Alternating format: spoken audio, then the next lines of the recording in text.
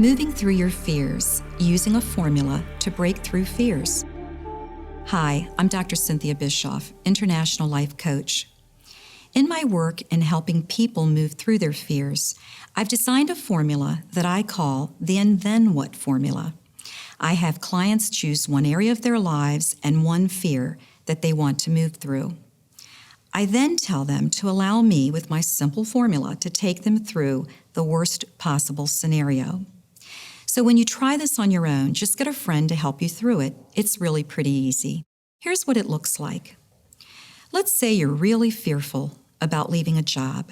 You know you need to leave the job you're in currently because you feel that you're not using your best potential. Maybe you're also underpaid for your credentials.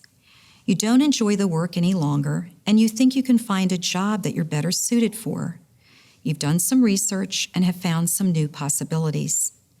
So if I were coaching you, I would tell you, let's move forward to the decision to leave, and let's take it and play it out. First, I would ask you to fast forward to the idea that you've now quit your job. Once you could imagine that, I would simply ask you, and then what? Remember my 3-word formula. Now, when I ask this, the person often responds with something like, okay, I quit my job and I'm really scared that I can't survive financially. To which I just repeat, okay, you quit your job and you're really scared that you can't survive financially. And then what? Then the person might say, next I'd start looking for a job. To which I would say, so you start looking for a job. And then what? The person continues until I help to carry them through the story of their fear. By continuing through, the person will move through the fear and realize that they will survive the worst possible scenario. It keeps everything in perspective. You see, what perpetuates your fear the most is staying stuck in a part of it. In fact, if you're going through the and then what, and that's being asked, and you suddenly can't answer the question or don't know how to respond, you have probably found the depth of your worst fear. It's like watching a really scary movie and shutting your eyes at the scariest part. You'll end up being left with the scariest part and not go past that scene. You see, the and then what formula gets you past that scene. It helps you to move through the fear. And guess what? Fear is the energy of standing still. How do you get through your fears? The antidote to standing still is to keep moving. When you're intimate with your fear, that is, when you actually embrace it and move through it, the power of your fear diminishes. I love to use the example of the Wizard of Oz. When Dorothy and her friends happen upon Oz, they are completely frightened by the wizard. With all his smoke and grandeur and noise, he seems all-powerful.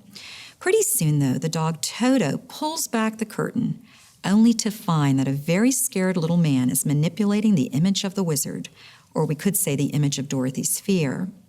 With the wizard exposed, suddenly her fear dissipates, and she realizes that it was all an illusion.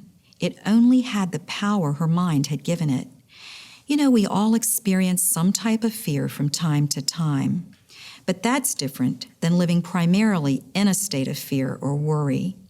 You have to separate your problem from your worrying behavior, and don't focus on what may happen to you as though you're a passive recipient. Focus instead on what you can do. Action is the key to moving through fear. You know, even if you feel you have no direct power to change something, you are always able to choose your response to it. And worrying is an absolute waste of energy. Worrying also causes you to lose sight of options. You don't think as clearly when you're worrying.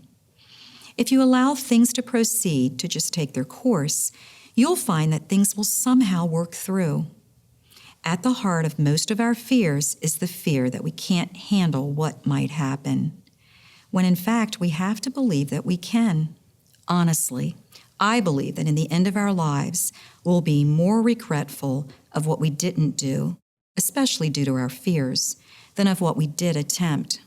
So don't underestimate your courage. Be positive in your approach, break the spell of your fear, pull the curtain back from the wizard's stage, and see things for what they truly are. And while fear is the energy of standing still, humor is the energy of flow.